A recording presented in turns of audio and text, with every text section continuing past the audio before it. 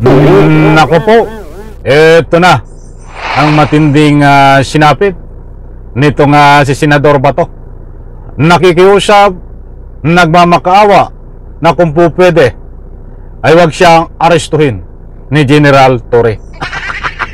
Ay natakot bigla kay General Torre.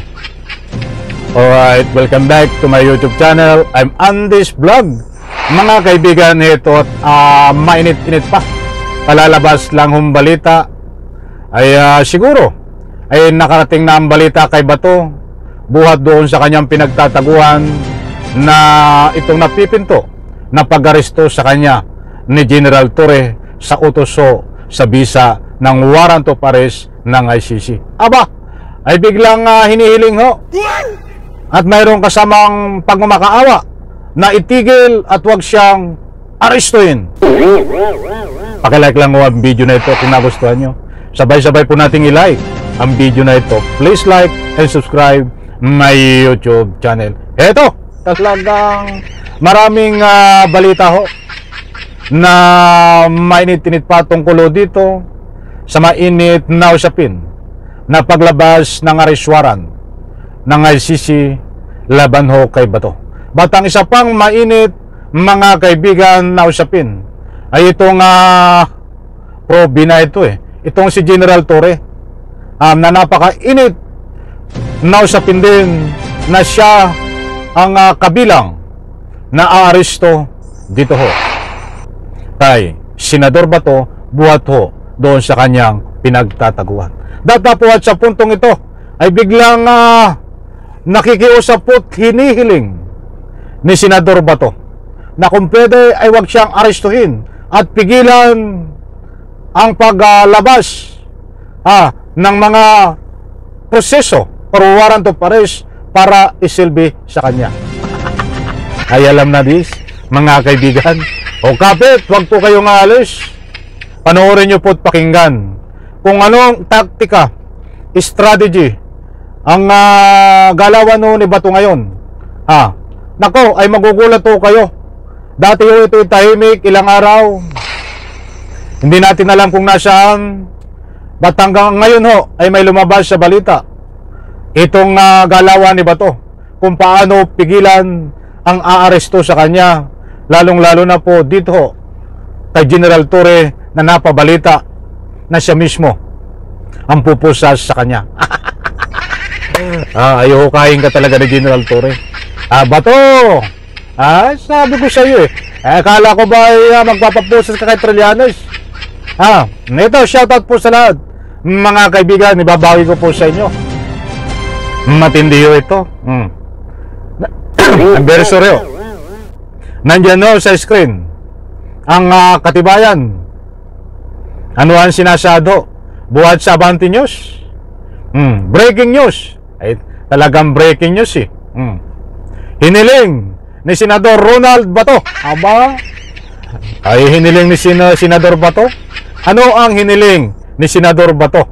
Mga kaibigan, eto, ay babasahin po natin para lubos nyong maunawaan. Breaking news, hiniling ni Senador Ronald Bato de la Rosa sa Korte Suprema na maglabas ng TRO na magpapatigil sa anumang pagpapatupad o koordinasyon ng warrant of arrest ng International Criminal Court. Yan po mga kaibigan ang mainit pa na balita ngayon, latest update tungkol dito. Sa ika nga po is mga pahayag ni Bato. Hindi po tayo nagpapakalat ng anumang fake news. Maliwanag ko dito na hiniling ni Senador Bato na pigilan ang pagpapatupad ng warrant of arrest ng ICC. At ito po ay kung susuriin natin ay halos siyang magmakaawa at gusto niyang pigilan ang mga aaresto sa kanya. Kaya nga ang isang taktika niya, strategy, ay sa pamamagitan ng TRO, hinihiling sa korte na pigilan itong pag-implementasyon, itong pagpapatupad ng arrest warrant ng ICC Nang sa ganun ho, hindi po siya maaresto ng mga aaresto ng ICC Interpol katulong ang ating kapulisan. Alam ko ho, hindi naman lingid sa inyong kalaman ang mainit na usapin pangalang General Torre. Kaya maliwanag ko dito na pinipigilan niya at nakikiusap, nakasama rin dito na huwag siyang arestuhin ni General Torre sa pamamagitan ng pagpigil ng implementasyon ng arrest warrant na siya ay tumakbo, humiling yan po sa Korte Suprema. Ay gusto ko munang kunin ang inyong panig. Pabor po ba kayo dito sa galawan ni Senador Bato? Napigilan ng paglabas at pag-aresto sa kanya, pag-implementasyon, pagsilbi ng warrant of arrest. Ano ho ang masasabi nyo? In reaction sa comment section, inanyayahan ko po kayong magbigay ng anumang public opinion. Mga kaibigan, para po sa lubos nyong pangunawa, para hindi kayo mabiktima ng anumang fake news, ilinawin ko lang ho. Ito pong arrest warrant ni Senador Bato ay wala pang kumpirmasyon sa ating pamahalaan sa Malacanang. May kumpirmasyon lang ho na mayroong warrant of arrest ay itong ating Ombudsman Remulla.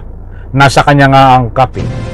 Ang ICC ho, wala pa ring kumpirmasyon. But ang lahat po na yan ay nauunawaan ko, mga kaibigan. Kahit wag po tayong magulat, wag tayong magtaka isang umaga. Itong si Bato ho ay napapiligiran na ho ni General Torre at ang kanyang mga kasama upang arestuhin. Ito po isang hudyat ng paghahanda ng ating gobyerno para na sa ganon matiwasay at mapayapa na pag-aresto dito kay Bato de la Rosa. Mga kaibigan, naunawaan ko kung hindi sila umaamin, kung ayaw nilang i-confirm na itong si Bato ay tungkol sa warrant of arrest, tahimik ko sila ang ICC, tahimik din na ang Malacanang, ay ganun na ganun ho. Nung si di ko ngay arestuhin, tahimik ko ang Malacanang at todo tanggi rin ang ICC. Patandaan ho natin noong time na sinisilbi na ang warrant of arrest, diyan lang umamin ang Malacanang at ang ICC na talagang sinilbi na ang arrest warrant. Alam ko mga kaibigan, nakuha nyo ang gusto kong ipunto. Isipin, tama nga naman. Pag in-announce ng ICC na naglabas sila ng warrant of arrest, tuloy na magtatago ho ito, si Bato.